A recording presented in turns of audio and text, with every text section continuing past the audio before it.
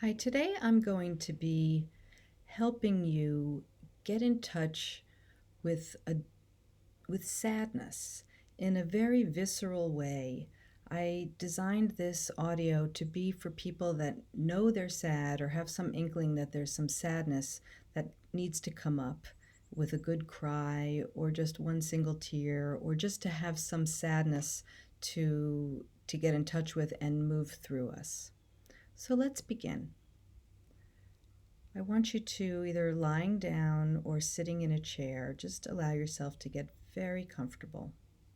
And I'm sitting in a chair, my both feet are flat on the floor, so I can at first really become aware of being rooted to the chair and the ground. And I do that by just feeling the ground with the soles of my feet, through my shoes or barefoot if I am, and feeling the chair against my bottom and against the bottom of my legs and my back, becoming very aware of the gravitational pull down, that I am a weighted being. I'm bringing the full weight of myself into my body, and I feel quite weighted, right? Weighted down. Okay, and then I'd like you to take 5 or 6 deep belly breaths. And again, with your eyes closed or eyes open. The way we belly breathe is by imagining the air is going deep into the belly, and our belly comes out like a Buddha on the inhale, and our chest stays down. So I'm going to point this down. So I sometimes instruct people to put their hand on their belly, hand on the chest, and breathe in. And you should feel your belly come way out. Hold for a beat. Really want to squeeze that air because that's putting pressure on the vagus nerve, which switches us to a relaxed state. And I advocate using pursed lips like you're blowing on hot soup to exhale. And I'm tuning inside my body as I exhale so that I can adjust the airflow in a way that feels maximally relaxing. Okay, so I'm going to take a few more deep belly breaths.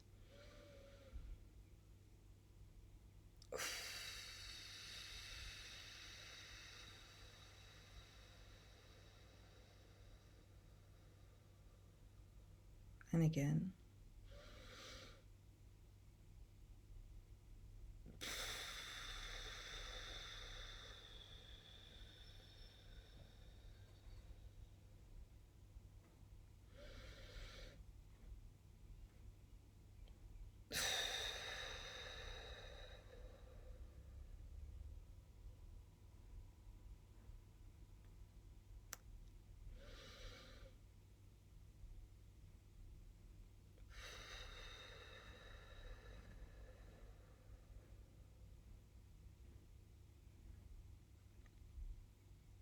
Now I want you to scan your body head to toe and find that place inside that feels sad, that tells you that there's some sadness there.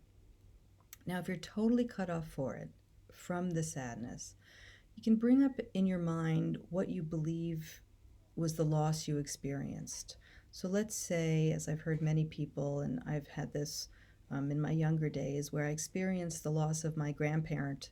I'm just going to use this as an example, who I was very close with, but I couldn't cry because I had some phobias about allowing myself to feel sadness, right? I was taught to kind of avoid it. And so what I might do right now is just bring up the thought that makes me sad, or bring up the image of my grandmother, whoever you're missing and whoever you want to be able to cry for, whatever you've lost, right? And then again, you may notice some sensation, so you just want to scan your body head to toe and toe to head, just gently with curiosity and compassion, and find whatever place inside you notice that there's a little bit of activity. Maybe you notice some sadness, maybe there's a little bit of tension. So you just want to stay with what you find again and just gently give it attention. It's very simple.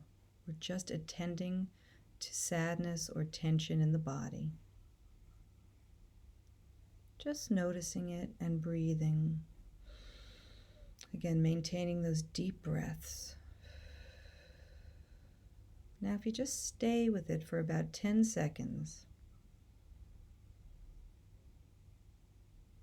we want to look for a shift, again, in the physicality of it, shift in the body.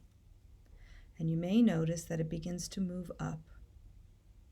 And you want to keep breathing because that's what exactly keeps emotions flowing, as opposed to when we hold our breath, we cut them off and then we squash them down. So you want to breathe. And you may notice something moving up to your chest, up to your throat, from your chest to your throat. You may feel a little lump there. Again, as there's some tension to hold it back. You can put your hand up there and just breathe to let it flow, holding the image of your lost loved one or whatever you've wanting to cry about and feel sad about. And then you may notice it goes up to your eyes, and then, like you're a vessel just for this emotion, you just want to keep breathing and let the emotion come out fully and do whatever it needs to do. There's no right way to feel. It's completely unique.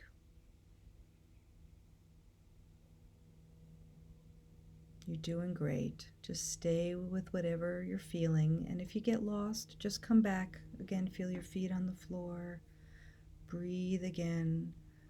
Find the image or the thought of the loss that you want to process, the person you've lost, the thing you've lost, the pet you've lost.